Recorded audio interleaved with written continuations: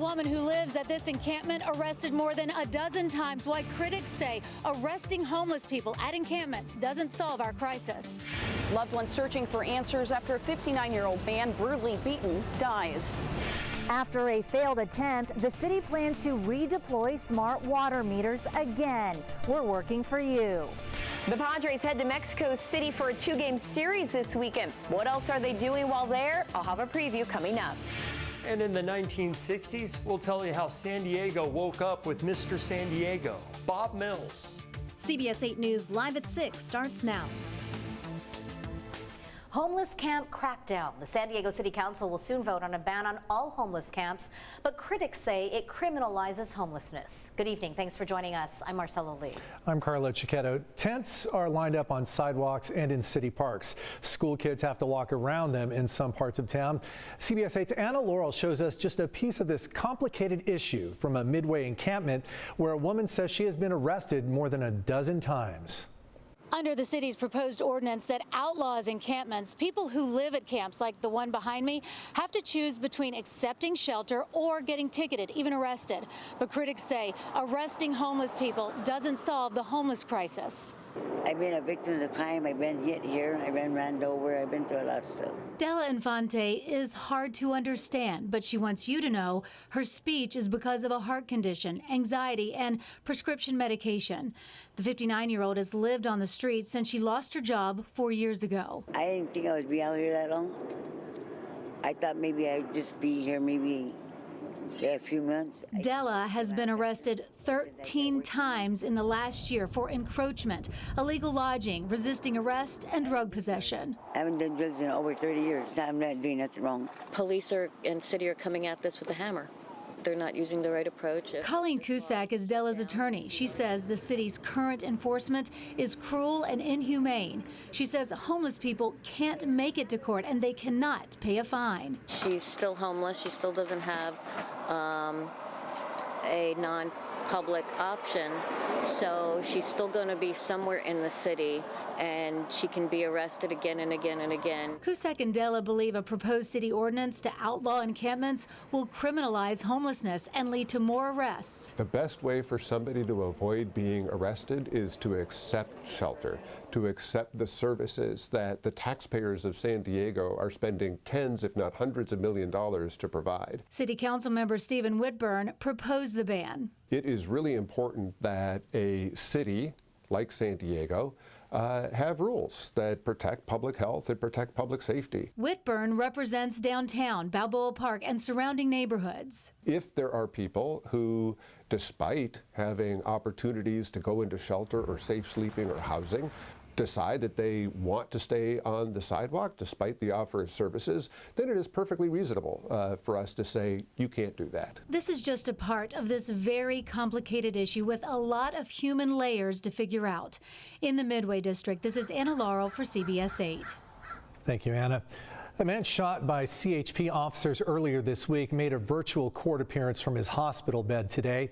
Jose Murillo pleaded not guilty to charges including assault with a deadly weapon on an officer and resisting arrest. The judge asked us not to show his face. The shooting happened Monday morning. Officers say Murillo approached a CHP officer during a traffic stop on the 805 carrying a knife. They say he was shot after ignoring orders to stop. Right now, a brush fire is growing in the San Bernardino National Forest. The Knob Fire broke out earlier today near the mountain peak called Gobbler's Knob. So far, the fire has burned about 160 acres. It's growing at a moderate rate of speed, we're told. No structures are threatened, but there is zero containment. No word yet on what started this fire. It is expensive to live here in California, and a new statewide campaign launched today hopes to help with affordability. It's called Living Wage for All. At issue is California's $15.50 minimum wage. The campaign is pushing for that to go higher. As our political reporter Morgan Reiner tells us, prisoner pay is also being included. Joe Thompson works at Starbucks. I know the struggles that baristas, cashiers, servers, and all hospitality workers face. This is a crisis. Aliyah Muhammad is formerly incarcerated, now a paralegal for legal services for prisoners with children. I earn $1 an hour. This is clearly exploitation. They're asking the state for one thing. Pay us now! For the state to increase the minimum wage to at least $22 to $24 an hour. With stagnant wages, lack of affordable housing, and the rising cost of childcare, working families are struggling to make ends meet. Assembly member Ash Kalra introduced AB 1516 that would require the Labor and Workforce Development Agency to study the impacts of minimum wage in California. It will be replaced by an actual bill. That's why we're saying this is a 2-year process. It begins with a study and assessment, and it goes into actual legislation. Director of the Food Research Center at UC Berkeley, Saru Jayaraman, said prisoners must be included. It's an attempt that failed in the past after Newsom's administration said it could cost the state billions. What is different this year is that we have been able to have some conversations with the Department of Finance and new calculations that show that there are actually incredible savings from paying incarcerated workers a full minimum wage. I reached out to the business community and the Republican caucus, but by the time this story aired, I have not heard back. We need everybody to have enough to live on. Otherwise, it's going to harm those same small businesses in multiple ways. They're not going to have enough staff to be open, and they're not going to have enough consumers. Thanks so much. Warmer days are just around the corner, and city leaders are well aware of the importance of water safety. Today, state and local leaders declared the month of May as Water Safety and Drowning Prevention Month. The goal is to promote water safety to San Diegans in hopes of preventing children from drowning. According to the county, drowning is the #1 cause of unintentional death for children ages 1 to 4. Drowning is 100% preventable by starting swim education and swim lessons at a very early age. Research shows swimming lessons do reduce the likelihood of a child drowning by almost 90%. The San Diego Unified School District is taking a major leap toward a greener future. The district approved a resolution to be fossil fuel free today. With that resolution passed, the district can begin to phase out fossil fuels from all district infrastructure and switch to electricity. The district's goal is to replace all gas appliances with all electric alternatives by 2024. The San Diego Padres are headed to Mexico City this weekend for a 2-game series against the San Francisco Giants. And CBS 8 will be there live, including our own Shannon Handy. Tonight she has a preview of what else the team will be doing during their time off the field across the border.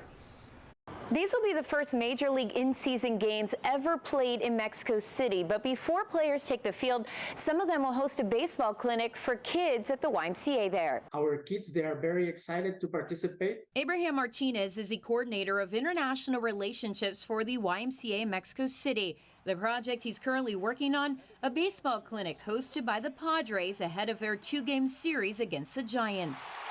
We're going to have more than 200 kids from different parts of the city, and they are going to be learning and practicing the basics of baseball. Abraham says the YMCA in Mexico City was asked to take part thanks to their relationship with the YMCA in San Diego County, which has long worked with the Padres organization to make the game of baseball more accessible to kids.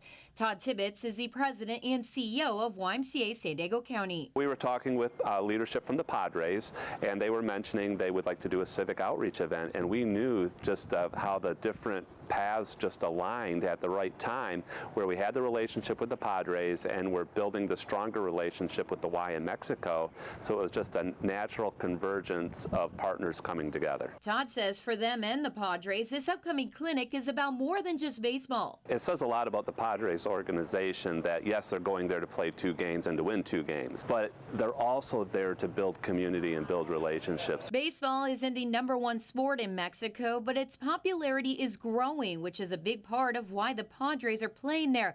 As for the clinic itself, it's happening Friday. Earlier today, the team announced players Xander Bogaerts, Nelson Cruz, Matt Carpenter, and more will be joined by alumni Trevor Hoffman, Carlos Hernandez, and Mark Loretta, along with Padres CEO Eric Rubner and the Swinging Friar and Pod Squad.